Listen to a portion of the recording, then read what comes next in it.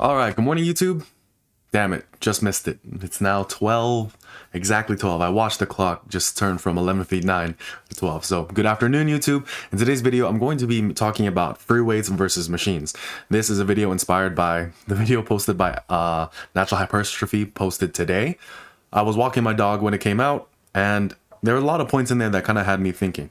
And I feel like there are certain aspects of it that I feel like might have been slightly overlooked, and I want to kind of add to the conversation. I'm hoping not to just rehash everything he said. That's not my intention with making this video. I want to actively add to the conversation and the discussion about what is better and why I have my own biases for free weights over machines. But there's a couple things that popped up with the video. First, he mentioned that when it came to the holy war of free weights versus machines that kind of came up in the past decade or so, free weights have mostly won. And I would have to agree for the most part. If you look at the naturals on the channel or naturals on YouTube Fitness, all of them are advocating the use of free weight exercises and progressive overload. Machines are there to kind of supplement that. Alpha Destiny has been preaching that for basically the entire length of his channel. You get stronger on big, basic, heavy movements, and then you throw in the machines and isolations to complete your physique. That's kind of the general way of going about things. And then when you look at guys like Omar Isuf, Alan Thrall, who are, in my opinion, I feel like Alan Thrall, like, just without a doubt, is 100% natural, but he's just strong as shit. And I don't doubt him whatsoever, but he is a strength-focused channel too. So there's a difference there, right? But to me, he's like just completely natural. Then you look at guys like, there are other channels that might have come into question. Whatever, who cares? Doesn't really matter. If you look at the people most people who actively go to the gym and are serious about it, Jeff Nippard, Omar Isuf, Alan Thrall, and then more recently, Natural Hypertrophy, Jeffrey Verity Schofield, and Alpha Destiny, all of them will advocate big, heavy, basic compound barbell movements. And then you're always going to find that with powerlifting focused channels, so Elite FTS or Matt Wenning, like people who have based their entire lifting career and have competed in barbell sports, they're going to have a bias toward that. And I do think that for the most part, he's correct. Free weights have won the war. But I don't think it's entirely correct, in my opinion. Partly because there are a lot of issues that I still see on the regular. Because yes, the YouTube Fitness content creation cycle and the people who create content are more in favor of free weight exercises. If you walk into, or whenever I walk into a gym, and whenever I'm working the gym, because I manage a gym, I train at different gyms and everything like that, the free weight section, the barbell section, is usually very empty. There are a couple exceptions to this. There is a commercial gym in my area that is notorious for being crowded, but at the same time, it's kind of like the people who are going there,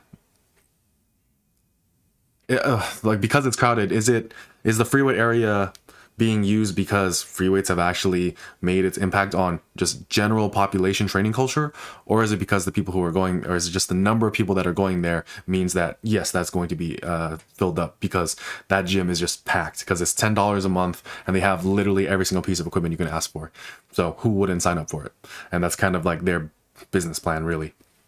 But anyway, when it comes to training, when it comes to people's goals, whenever bodybuilding comes up or muscle building comes up, at least within my own sphere of the world, machines always gets chosen first. For whatever reason, machines get chosen first. Like, they do one compound exercise and then the rest is all machines.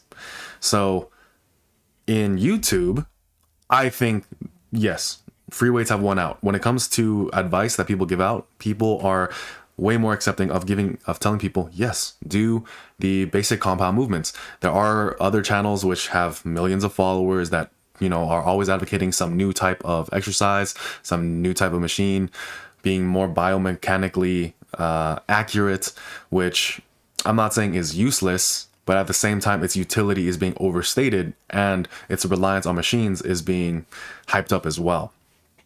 So a lot of people, they still just watch the aesthetic bros who like are taking juice, but they don't know that because they're like they're lean, they're aesthetic, they're somewhat skinny in comparison to like they think steroid use is pro bodybuilder and the strongest men in the world. To them, that's what a steroid user look like. But they don't think that someone who looks like Jeff Sy, they don't think someone who looks like David Lade. I don't really watch these people, so unfortunately I'm not too sure about their names, but they don't consider them possible steroid users. And I'm not saying that their content makes people want to exclusively use machines, because I can't really say that, because to be completely honest and transparent with you, I don't watch their content in its entirety. But for whatever reason, of the friends that I do have who like every year or every couple of months want to get into the gym, they tend to watch those guys, look at them, and then in their training, they prefer machines. So I'm not saying that, you know, it's a correlation, not a causation, but it is there. And it's an observation that I've had with multiple people. Like, so one of the people that I've gotten to know this past year, because he's like, I've been working at the gym, I work out all the time, whether it's weights or some form of cardio, calisthenics, or something of that nature. So if he sees me a lot, started asking me questions, I was getting to know me more. We became good friends. But whenever I looked at his training, whenever he asked me about training, it was almost exclusively machines. I just want to get bigger. And it took me a couple months to get through and say, you can't separate performance from hypertrophy. And now he's actually incorporating like big basic barbell movements, and he's seeing results.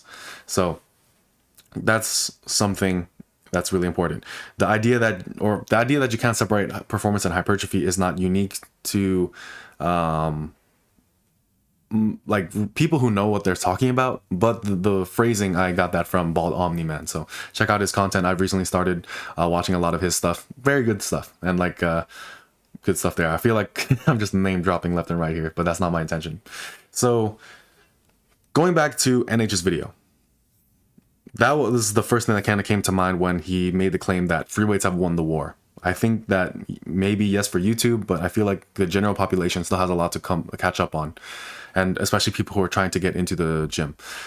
Now, you might say, well, they're going to look for fitness information. And to a degree, I would agree with you, but I just don't always see that be the case. Sometimes I see it more likely that they look at just bodies that they like, and then they just copy the vlogs, they just copy whatever and just try to do that. They're not really learning how to program from themselves. They're not really learning the principles, because practices are many, principles are few. They're not really learning the active principles to make yourself have a bigger, stronger, more muscular, healthier physique.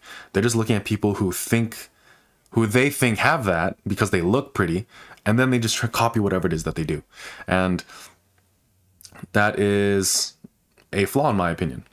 Another thing that was brought up is the idea of antagonism when you create something like when free weights and machines came up, right? Because free weights, very traditional, whereas machines, because it was the newer, it was advertised as the more evolved thing.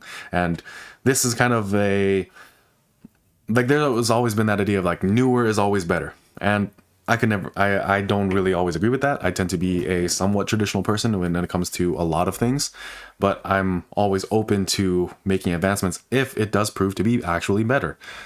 Now, I don't think that machines are just an automatic good for anyone, partly because it's commonly used as a training wheel, as Natural Hypertrophy put it. But then on the other side of it, it's not an automatic bad either.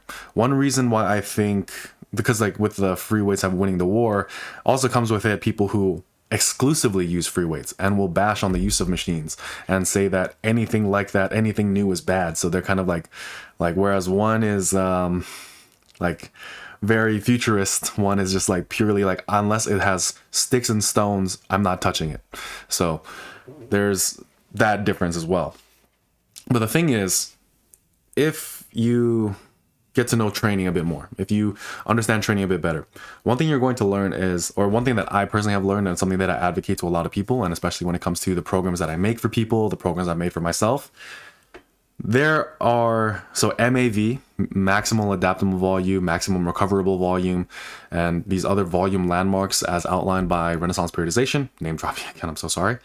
But, you know, the amount of information that is out there, we have to kind of reference it if we're going to know what we're talking about, right? But anyway, the amount of volume you can recover from reliably and then add to or replicate and receive results from, so maximal adaptable volume, or the uppermost number of volume that you can just recover from, but if you repeat that over and over again, you're going to burn out, MRV, maximal recoverable volume, and then of course minimum effective volume, everything else like that, right? So those volume landmarks, they vary depending on the stimulus you present to your body. If you use exclusively barbell free weight movements where you are constantly using multiple joints and multiple muscles, it becomes a lot harder to train for X amount of number of sets. That's something that I've noticed. My joints just don't agree with it. My recovery just suffers a lot, because one thing that I really advocate for people, or really like try to inform them on, is the fact that, let's say with an upper body exercise, the amount of benching you can do is not the same. Like the volume you can do for bench is not the same as the number of volume that you can do for pressing. So if you can you can exhaust yourself on bench, but then you might still have something in the tank for maybe a vertical press or a chest press or some type of machine or push-ups. But if you go on bench, then you're just going to overwork or overuse some of the tendons, connective tissues, stabilize the muscles. And that's something that I personally have observed with myself, which is why machines, while not an automatic good, are very useful at filling in that gap. So that's why machines are, in my opinion, very good. And like natural hypertrophy does say that the union of these two things is better than just being one or the other. But it's this kind of understanding the utility of both that makes that possible. That's what I gathered from it. I don't want to put words in his mouth, but that's what I gathered from his video. So the amount of benching you can do is not equivalent to the amount of pressing you can do, which is also not equivalent to the amount of tricep extension you can do. So your tricep can extend anytime you press. Whenever you do a horizontal press, whenever you do a overhead press, your triceps are involved, meaning the joints around the elbows are involved, your shoulders are involved.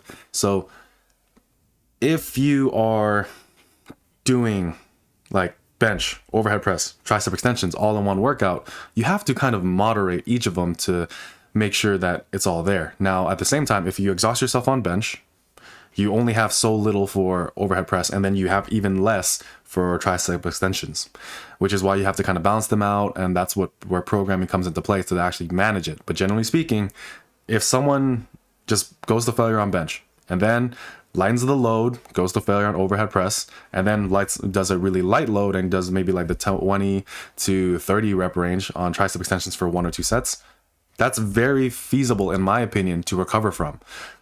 It might not be the best. It's not how I personally would go about things. I would prefer to actually have things blocked out in such a way that it is easier to recover from on all aspects, but it can be done. That's how I kind of look at things. I might be wrong. You can disagree with me, but I do think that's more than possible for someone who's trying to get the most out of every set. And that's kind of how I approached the primary, secondary, and tertiary movements throughout most of my training. I did the heavy strength work. I did that a little bit away from failure because I don't think strength work should be taken away from failure. And then for the secondary work, I took that a bit closer to failure because I was using lighter weights and using exercises I was weaker at, and sometimes even using machines. And then on machines, yeah, I would go straight to failure because I was on a cable stack. I was on something that was a bit more friendly to my joints, and I was fine. I did that for years. So that's why I think it's okay. The next thing is the volume between movements and muscles is also different. So let's say you do all that, you still might be able to fit in a chest fly and be all right. So that's why the volume that you can handle for a movement, such as the bench press, which uses multiple muscles, multiple joints, and of course the stabilized muscles as well, as he talks about in this video. But it's not, in my opinion, going to just fully exhaust you and make you completely unable to do a fly. So that's why machines fill in that gap. Next, NH, like I said, mentioned the idea that novices use machines as training wheels for the gym, and I 100% agree. And sometimes I don't think this is entirely novices' fault. Oftentimes it's because of maybe who they're working out with. If let's say you have one person who was just in the gym for 1 week longer and they tell all their friends, oh, you don't need to worry about barbell movements, just go on machines. then suddenly you now have two people who only use machines. And I guess misery loves company in some type of way, and monkey see, monkey do. So oftentimes I'll see like these young kids who literally just do machine work. Or you have people who say like, oh, the barbell lifts are so important, but they never take any amount of time to actually learn how to properly execute the barbell lifts, which is just as bad. So no, machines should not be used as your training wheel. You should not think to yourself that you're not ready for it or that you're going to build up into free weights. At this point in time, if you are a novice lifter, you are not very strong, meaning that the risk of injury for the barbell lifts is at its lowest.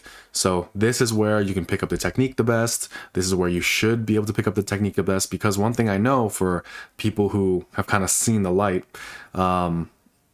if they've been training with exclusive machines for quite a long time and then they decide that they're going to go over to the free weights, they did build some strength and some muscle. They did. Like, not just some, they probably built a good amount, because machines are good at that. Don't get me wrong. But at the same time, because the machine guides their movement, they never learn how to properly move their muscles, and their form is just bad because they're just trying to emulate the machine. And sometimes that works better, sometimes that does worse. More often than not, it actually does worse. That's what I've observed, at least. If all you've done is machines, now you're a bit stronger, so you think you can handle more weight, and you don't recognize the amount of skill and technique you need to properly execute a squat, a bench, and a deadlift for it to be safe and effective. But now you're strong. So now like you can muscle weight your way through bad form. You can muscle your way through these things. You won't feel an immediate backlash of you doing this wrong because you've built up some strength and you built up some muscle. If you are weak, if your technique isn't like at least satisfactory, you're probably going to not lift that weight, more than likely, just because your strength just isn't there. Usually what I find with my clients who are just starting out, if we are working on their form, they'll notice the amount of effort that they put into a lift or a rep is less when their form is better. Like the radiant perceived exertion just goes down because of technique. But now that you're strong, you don't really get that benefit anymore, because you just think, oh, like, I mean, I lifted the weight. I mean, this is like, it feels light, but you're still doing it wrong, which is an issue in my opinion. Teaching your body how to move is a very important skill.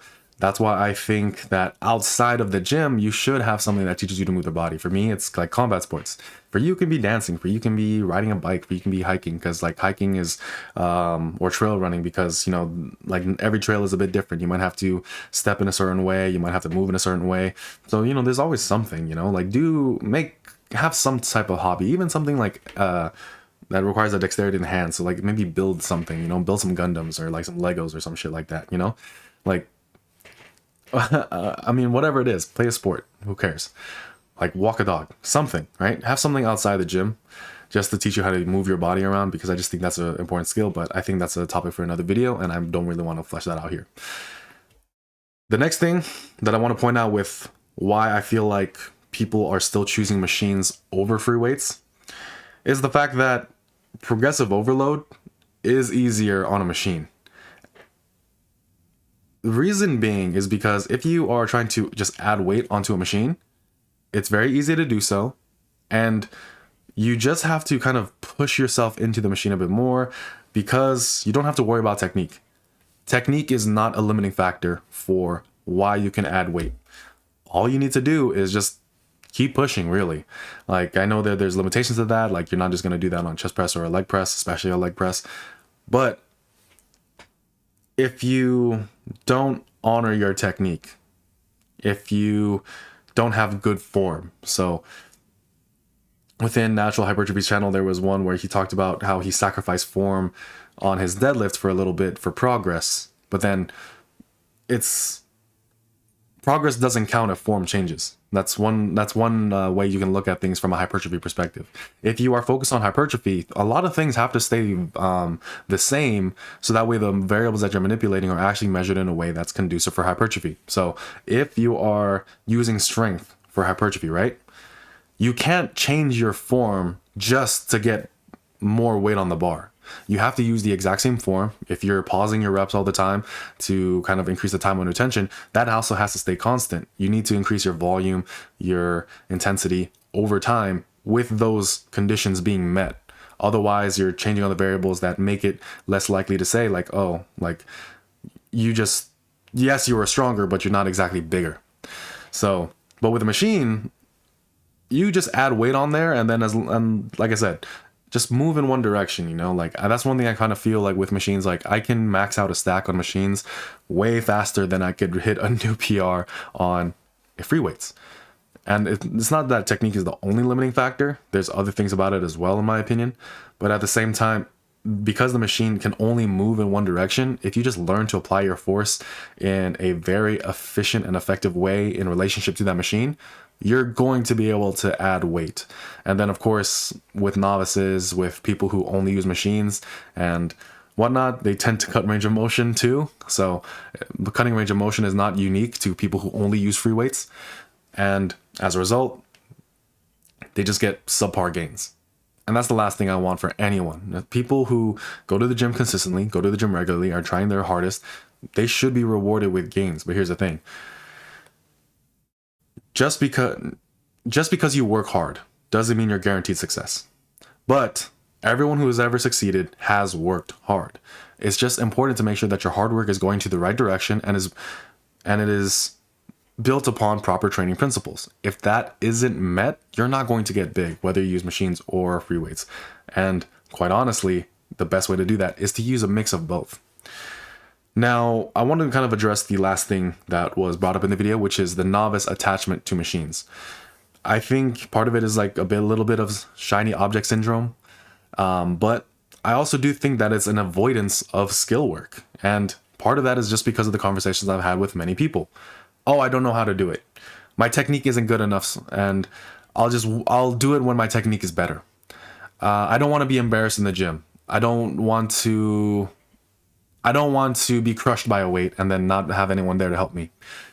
For me, this is kind of a cop-out in the sense, well, like one way I describe a cop-out is people will point out a problem without thinking that there's a feasible and useful solution. I don't know how. Learn how. Like, my technique isn't good enough. Get better. I will do it when my technique is ready. How can you have technique that is ready if you never practice it when it's bad? I don't want to be embarrassed in the gym. Who cares? Like, I feel like we are really good at bringing up valid questions, but we do so in a sense to say, well, there's no answer, so I'm just going to keep doing what I'm doing.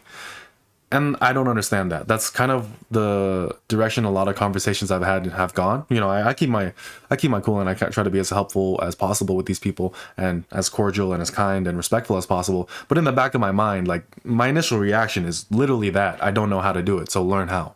It's not. But I feel like a lot of people will point out problems as a way to excuse themselves from the solution.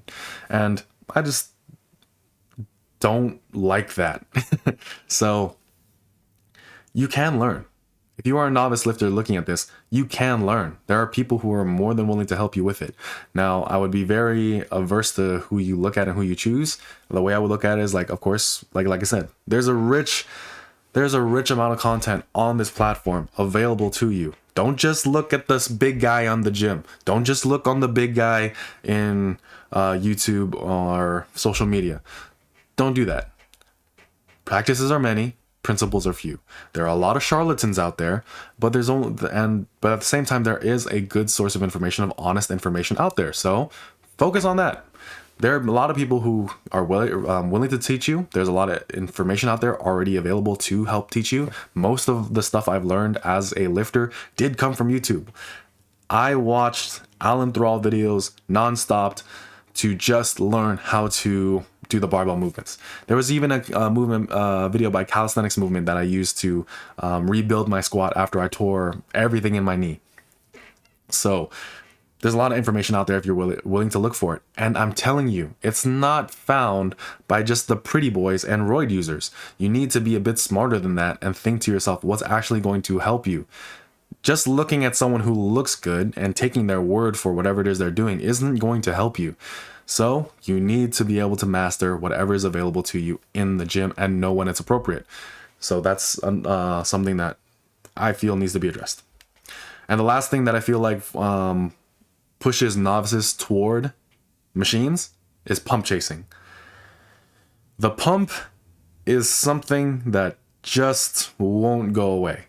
For whatever reason, people think they need to, at all times, feel just this bursting, gorging feeling in the muscle. Otherwise, it's not growing. And if that's the case, then at this current moment, I should be 120 pounds soaking wet. Because in most of my training sessions, the pump is not something that I cared about. And it's not something that was always there. Like there is some moment, of course I feel the muscle. Of course I know what's working, and I use a different metric, which is like what natural hypertrophy describes as baseline. So let's say at the beginning of a session, I can do 50 plus push-ups. At the end of the session, especially one that's focused on bench, I shouldn't be able to do 50 because my muscle should be, stimulated, should be fried. That's kind of what I use. But at the same, to say that I got a pump, I never really thought of it that way because it never registered in that way. I know what a pump feels like, and that's not how I would describe the feeling that I had in that moment. So, but the thing is, you can induce a pump, in my opinion, more reliably with a machine than you ever could with the free weight exercise. You're going to hit muscle failure way before you get to that point, or you're going to be using such a light weight that it just doesn't matter. So that's why pump chasing is another thing that just forces people to be on machines. This is just all to say that this is just my experience.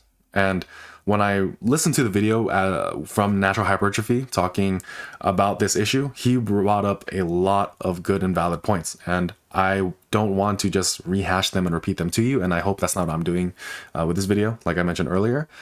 But at the same time, I just want to kind of add to that conversation about why free weights versus machines is a thing, why I value free weights over others, why I think novices don't use free weights all that much, and the issues presented with that.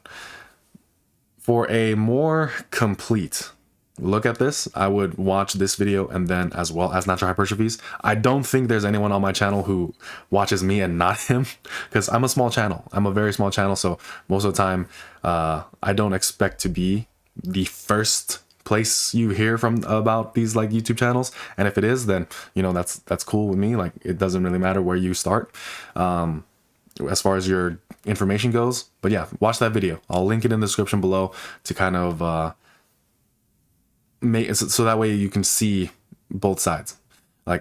He laid out arguments on both sides, free weights and machines. But for me, I just wanted to focus on a couple points that I felt were important to bring up. And because these are points that have come up to me too many times for me to ignore, I do think that free weights are better, but I don't think machines are useless. I think that the union of the two, in addition with calisthenics, of course, is the best for anyone's strength, muscle, and physique goals. So watch both videos if you have the time. Just turn it on while you're driving or washing dishes or something like that. But other than that, have a great day.